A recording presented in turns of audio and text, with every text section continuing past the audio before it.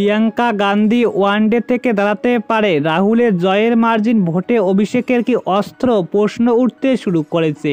বিস্তারিত জানিয়ে দিব, সঙ্গে থাকুন। চ্যানেলে নতুন হলে সাবস্ক্রাইব করুন, পাশে থাকা বোতামটি বাজিয়ে দিন। কংগ্রেস নেতা রাহুল গান্ধী কেরলের ওয়ান কেন্দ্র ছাড়তে চলেছে, কিন্তু সেখানে গান্ধী পরিবারের কন্যা প্রিয়াঙ্কা গান্ধীকে বরারকে পেতে চলেছে লোকসভা কেন্দ্রের বাসিন্দা। ফলে রাহুল গান্ধীকে হারানোর শোক ভুলে সেখানে একটা খুশির টকবক বর্তমান শুরু হয়েছে। প্রিয়াঙ্কা গান্ধী নির্বাচনে অভিষেক শুরু করতে চলেছে, তাহলে দাদার কি 3,64,000 ভোটে জেতা কেন্দ্র থেকে ওয়ান্ট। ইতিমধ্যে প্রিয়াঙ্কা প্রার্থী পত্রে কংগ্রেস কর্মী বিভিন্ন সমর্থক পোস্টার ব্যানার লাগিয়ে দিতে শুরু করেছে। সোনিয়া কন্যার কাছে তাদের অনুরোধ, রাহুল গান্ধী এই লোকসভা আসনটি ছেড়ে দিলে তিনি যেন এই কেন্দ্রে ইতিমধ্যে প্রার্থী হয়। বৃহস্পতিবার রাত দিকে কংগ্রেস সূত্রে জানা গিয়েছে, রাহুল গান্ধী এই কেন্দ্র থেকে ইস্তফা দিলে ওয়ান্ট কেন্দ্রের উপনির্বাচনে প্রিয়াঙ্কা গান্ধী প্রার্থী হওয়ার সম্ভাবনা প্রবল।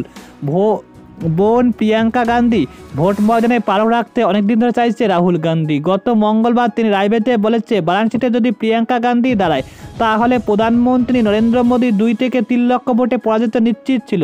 যদিও ওয়ান্টের মানুষ তাকে ধন্যবাদ জানাতে এসে রাহুল গান্ধী বলে, ওয়ান্ট না রায়বেরেলি, কোনটি রাখবেন তা নিয়ে দ্বিধায় রয়েছে ইতিমধ্যে রাহুল গান্ধী।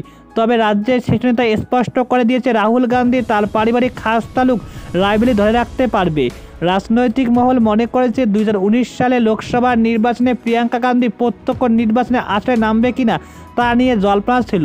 অবশেষে ইতিমধ্যে রায়বেরিলি আমেঠি তাকে প্রার্থী করা নিয়ে সর্বোচ্চ চাপ দিয়েছে, এমনকি তাকে বারাণসীতে মোদীর বিরুদ্ধে প্রার্থী করার ভাবনাচিন্তা শুরু করেছে ইতিমধ্যে।